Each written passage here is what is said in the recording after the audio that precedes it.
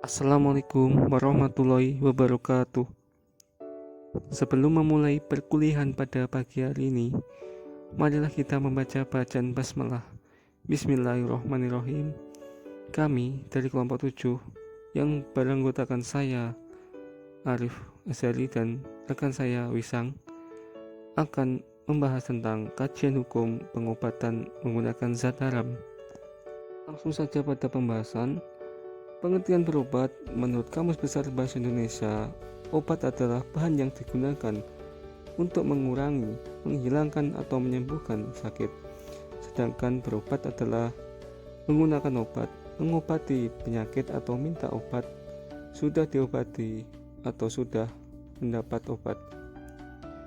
Untuk landasan pengobatan dalam Islam, ini ada dua, yaitu menurut Al-Quran dan menurut hadis. Untuk menurut Al-Quran, dan kami turunkan dari Al-Quran suatu yang menjadi penawar dan rahmat bagi orang-orang yang beriman, dan Al-Quran itu tidaklah menambah kepada orang-orang yang zalim selain kerugian. Quran Surat Al-Isra ayat 87. Menurut hadis Nabi dari Aisyah bahwa Rasulullah SAW jika mendatangi orang sakit atau beliau dikunjungi orang ketika sakit, maka Nabi berdoa, lenyapkanlah kesengsaraan ya Tuhan pemilik manusia, sembuhkanlah, dan engkau memberi kesembuhan kecuali dengan penyembuhanmu, satu penyembuhan yang tidak meninggalkan penyakit. Berikutnya adalah jenis-jenis benda yang diharamkan dalam Islam. Yang pertama adalah alkohol. Alkohol adalah sebutan organik di mana kumpulan hidroksil berdekatan dengan atom karbon daripada kumpulan akil. Yang kedua adalah air kencing.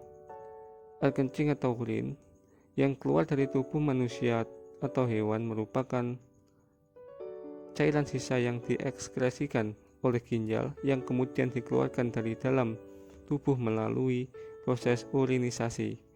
Yang ketiga adalah darah, yang berarti darah adalah suatu cairan berwarna merah yang mengalir pada jasad hewan dan manusia. Darah dikategorikan menjadi dua, yaitu darah manusia dan darah hewan. Yang ketiga adalah bangkai. Bangkai dalam bahasa Arab disebut al-mayyitah, yang berarti suatu yang mati tanpa disembelih. Sedangkan dalam pengertian ulama syariat, yang pertama mati tanpa disembelih seperti kambing yang mati sendiri. Yang kedua disembelih dengan sembelihan yang tidak syar'i seperti kambing yang disembelih oleh orang musyrik. Yang ketiga tidak menjadi halal walaupun dengan disembelih seperti babi disembelih seorang muslim sesuai syariat penyembelihan syar'i. Para ulama juga menambahkan pengertian bangkai yaitu potongan tubuh hewan yang terlepas dari badannya seperti kaki, paha, telinga, dan lainnya, sementara hewan itu masih hidup. Dilihat dari kondisi darurat, kaidah fikih. Kaidah pertama ialah kemadharatan itu dapat memperbolehkan keharaman. Kaidah kedua, apa yang diperbolehkan bagi darurat maka diukur melalui kadar kemudharatannya. Dasar nas kaidah di atas adalah firman Allah SWT yang artinya, dan sesungguhnya Allah telah menjelaskan kepadamu apa yang diharamkannya atasmu kecuali apa yang terpaksa kamu memakannya. Quran Surat Al-An'am ayat 119. Arti yang kedua, maka barang siapa dalam keadaan terpaksa atau memakannya sedang ia tidak menginginkannya serta tidak melampaui batas, maka tiada dosa baginya.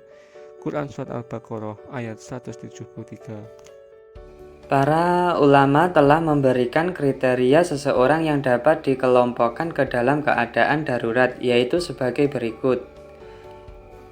Pertama, keadaan darurat itu benar-benar telah terjadi, artinya bahwa seseorang benar-benar dapat diduga akan kehilangan nyawa atau harta menurut pengalaman yang ada. 2. Orang yang dalam keadaan darurat itu benar-benar dihadapkan pada keterpaksaan untuk melakukan yang diharamkan atau meninggalkan yang diperintahkan agama. Artinya, bahwa di sekelilingnya tidak ada lagi yang dapat membantu menyelamatkan jiwanya, kecuali yang haram tersebut. 3. Orang tersebut benar-benar dalam keadaan lemah untuk mencari sesuatu yang halal dan menyelamatkan dirinya. Artinya, kalau dia masih sanggup untuk mencari yang halal, maka keadaannya tersebut belum dapat dikatakan darurat. 4. Yang dilakukan oleh orang yang benar-benar dalam keadaan darurat tersebut maka sampai melanggar prinsip-prinsip dasar Islam seperti pemeliharaan terhadap akhlak orang lain, tidak memudaratkan orang lain, dan tidak menyangkut masalah akidah. Misalnya, walaupun karena darurat zina dan murtad tetap tidak dihalalkan karena perbuatan tersebut merupakan suatu perbuatan yang benar-benar dilarang dan merupakan prinsip dasar Islam. 5. Kebolehan darurat ini hanya terbatas sekedar melepaskan diri dari keadaan tersebut. Misalnya, jika seseorang sangat kelaparan dan satu-satunya yang akan dimakan itu hanya daging babi, maka yang hanya dibolehkan untuknya adalah memakan daging babi itu sekedar untuk mempertahankan hidup untuk mencari yang halal. 6. Jika keadaan darurat itu menyangkut penyakit, maka harus dijelaskan oleh dokter yang dapat dipercaya, baik agamanya maupun ilmunya di bidang itu, bahwa satu-satunya obat adalah yang diharamkan itu. Menurut ulama terkait batasan-batasan darurat, yaitu sebagai berikut. Menurut mazhab Hanafi, maka darurat yang menyangkut rasa lapar ialah seandainya seseorang tidak mau mengkonsumsi barang yang diharamkan, dikhawatirkan ia bisa meninggal dunia, atau setidaknya ada anggota tubuhnya yang akan cacat. Misalnya, gugurnya keharaman arak dan bangkai bagi seseorang yang terpaksa harus meminum atau memakannya, adalah karena ia merasa khawatir atas keselamatan nyawanya karena menahan haus dan dahaga. Menurut mazhab Maliki, darurat yang memperbolehkan mengkonsumsi sesuatu yang diharamkan ialah rasa takut akan keselamatan nyawa, baik berdasarkan keyakinan atau hanya sekedar dugaan. Ada juga yang berpendapat darurat ialah menjaga jiwa dari kematian atau dari bahaya yang sangat berat. Menurut mazhab Syafi'i, sesungguhnya rasa lapar yang teramat sangat itu tidak cukup hanya diatasi dengan hanya memakan bangkai dan sebagainya, seperti halnya ulama-ulama dari mazhab lainnya. Mereka semua sepakat tidak wajib harus menunggu sampai kematian itu sebentar lagi datang. Hal itu karena pada dasarnya sesuatu yang diharamkan itu tidak boleh dilakukan dan tidak boleh diterjang kecuali karena ada alasan darurat. Landasan hukum berobat dengan benda haram.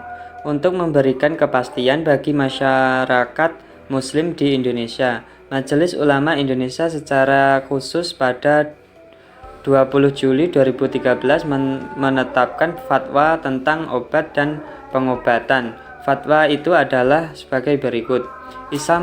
Islam mensyariatkan pengobatan karena ia bagian dari perlindungan dan perawatan kesehatan yang merupakan bagian dari menjaga daruriyat al-khams.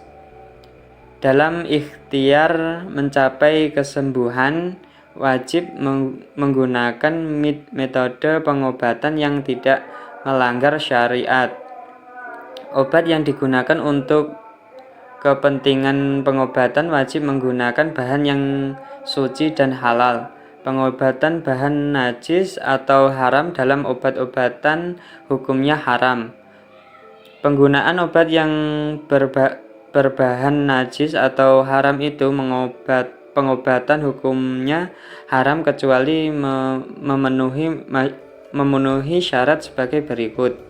Yang pertama, digunakan pada kondisi keterpaksaan al-darurat, yaitu kondisi keterpaksaan yang apabila tidak dilakukan dapat mengancam jiwa manusia, atau kondisi keterdesakan yang serta dengan kondisi darurat al-hajat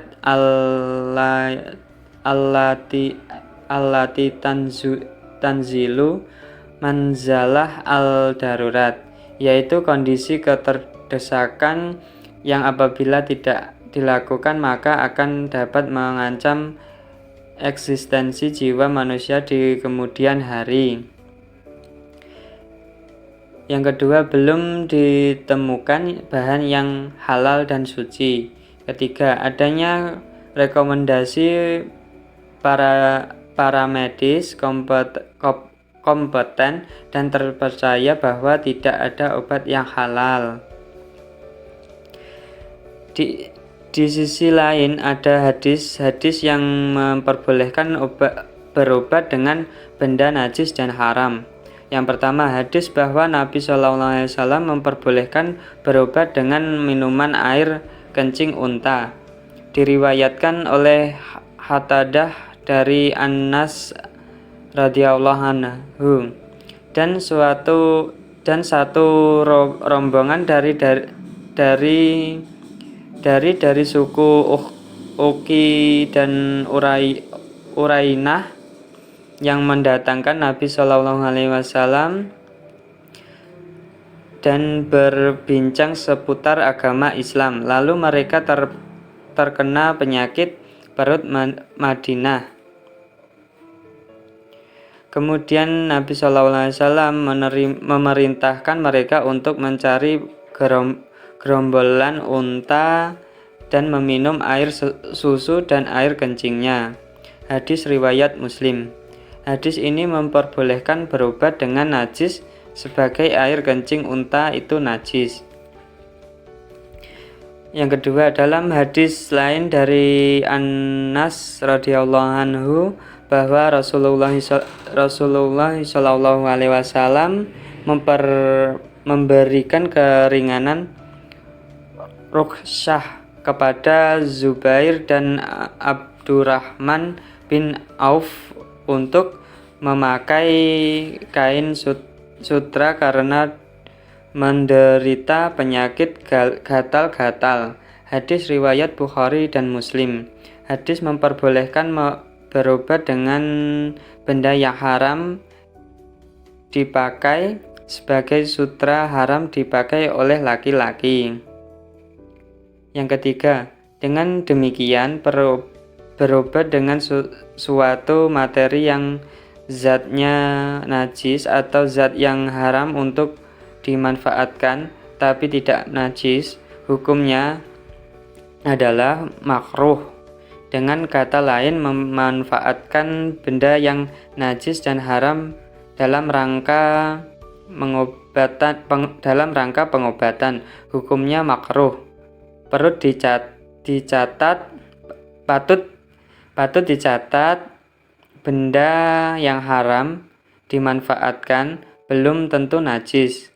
seperti sutra, sedangkan benda yang najis seperti haram diman sedangkan benda najis pasti haram dimanfaatkan. Sekian presentasi dari kelompok kami. Kurang lebihnya kami mohon maaf. Wassalamualaikum warahmatullahi wabarakatuh.